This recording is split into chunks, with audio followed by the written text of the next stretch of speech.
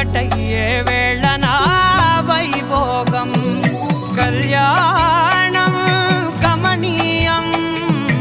ఈ రెండు మనసులే రమణీయం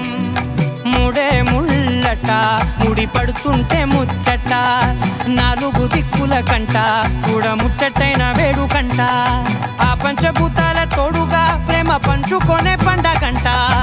ఆరరుగల నిండుగా ఇది నూరెళ్ళ పచ్చని పంట